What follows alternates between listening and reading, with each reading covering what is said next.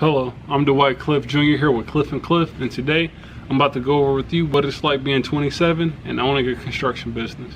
Without further ado, let's get right into it. So I like to go ahead and get the cons out the way first, because I'm always positive. I want to end on a positive note. So let's go over the cons. So days are long and hard. Absolutely. I mean, it's an all-out battle right now. I mean, I'm not going to sugarcoat it at all. And I mean battle, I mean each and every day is a grind. I'm out in the field, you know, I'm up at 7, 6:30, sometimes up at 4:30, get a job done. And then a lot of days aren't ending until it's already, today it is 7:30 and I'm still at the office. I just wrapped up a bid, and so actually went out and met a client, got a contract signed, and so some days it just, you know, they're just long and hard. No money, but building, absolutely. I'm not going to say I'm completely broke, but what I will say is this here. All the money that, like, there's an intention behind what I'm doing in this business. Money that I could be making, it's all getting reinvested back into the business. I mean, I'm building the infrastructure so that I can be making, you know, what I'm choosing to do right now is sacrifice here on the front end, so on the back end I can see, you know, all the fruit of my labor and hard work. So I'm building infrastructure, getting the building, getting this equipment, setting this up with different clients and contracts so we can build a portfolio, and then I can market that and do different things with it. And so that's the whole, in a gist, that's the method behind all this madness here. Youth equals ignorance, absolutely. So a lot of our clients, I will say it's a con, because a lot of my clients, when I first introduced myself,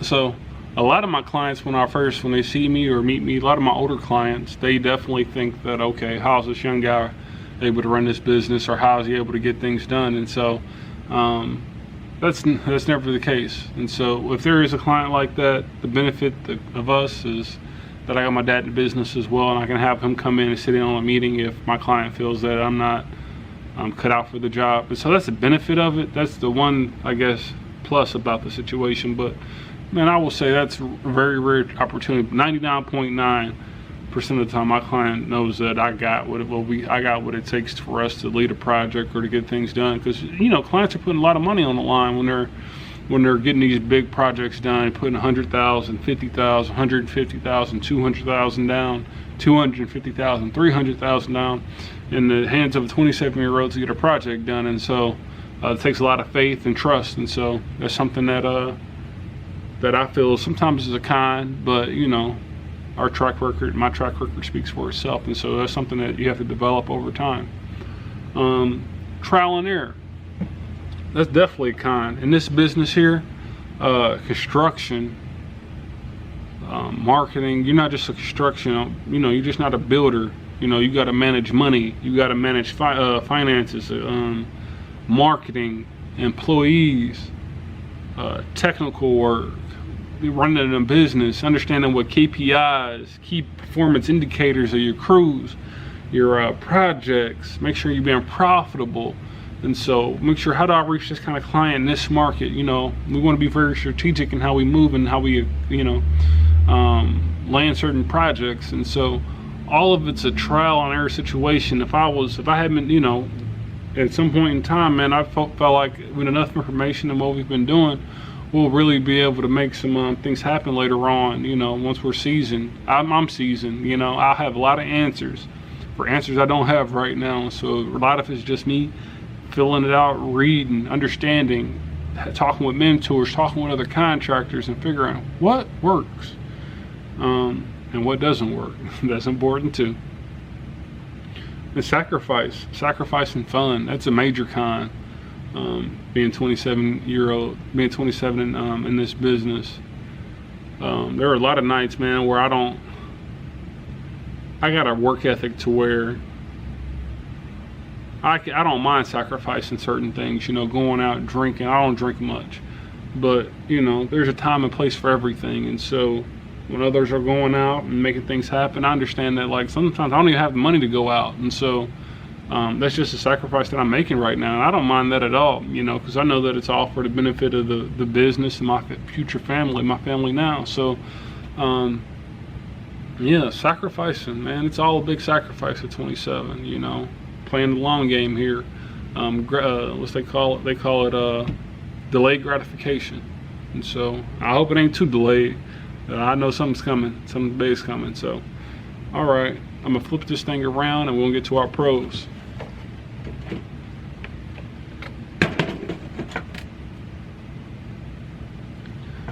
Alrighty, so I will say one major pro right out the gate, man.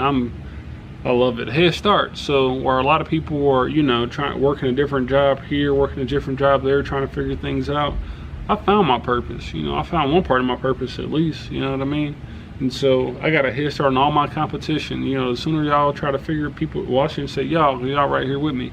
But the sooner the other people are out here trying to figure things out, and is this gonna work, that's gonna work, I'm already 3 or 4 years in, got a head start on my competition. So the sooner you can get to where you want to be at, well, figure at least like where you want to, what you want to master in life, the better off you're going to be, and the quicker it's going to come, your success. Whatever your perceived success is, the earlier you can find what you like doing and love doing, the sooner your perceived level of success will come.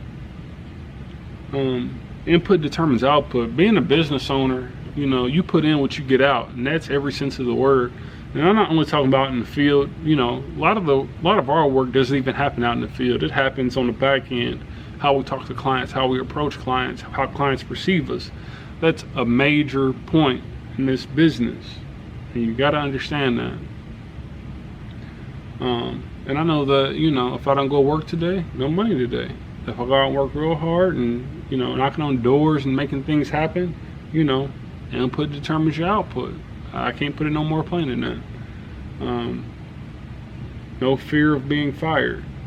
That's a major one. I don't have to worry about nobody firing me. Hey, Dwight, I just gotta let you go. You know, company's doing bad, this or that. You know what? Instead of being fired, I can, you know, I can go hungry that day. So there's a major risk factor there. So with no risk comes no reward. So I'm willing to put it all on the line for my family in this business, and that's something that I cherish. So even though I'm not worried about somebody firing me, I'm worried about trying to put some food on that table, you know, trying to provide for my family and our employees. Ability to bring Dwight Singer dreams to life. And so one of the biggest reasons I even got into this business is for my dad, Dwight Singer. You know, if he wasn't in construction, hey, if he would have been a garbage man, I'd be a garbage man. I can't put it no more plain than that, you know. And I would have been the best doggone garbage man that there is. And so it's very important to know about me. I really look highly upon my dad, man. He's my first hero, my only hero, really. I never looked up to any athletes or nothing like that. I mean, I did, every kid does, but when I got older, I started to realize what the real hero is, man. And seeing him go to work every day, put on those boots, and, you know, I wanted a pair of boots to go to work in, so, you know, that's my guy there. And so I know that he started this business, man, and I did not want all his hard work to go to, not to waste, but to not put to good use, you know what I mean? So even though we're in construction right now, you never know where this business can take us. You know, one day we could be selling, you know, whatever, gadgets, and I'll apply the same principles to that. Generational success. And so another big reason I got into this business is that I know that I can build something for our family, that, you know, we can never go ask nobody for a job if we don't want to. You know, my kids or grandchildren, they may want to go work for somebody else, but they'll always have the option to come back to the family business, and like, you know, everybody else put in some hard work. It's not going to be a cakewalk at all. So generational success is very important to me. Use all my gifts. And so another big reason, another big pro of me in this business at 27 years old is just being able to use all my God-given gifts and abilities. You know, I'm able to see a project from from client meeting, first client meeting, or they heard about us this way, heard about us that way. And so I want to be able to use all my gifts of being able to sell a job, being able to work a job and get paid for that job. That is the ultimate fulfillment. And personally, I think that there's a lot of men and have midlife crisis, and they will look up 30, 40 years down the road and they look like, oh, what have I done with my life?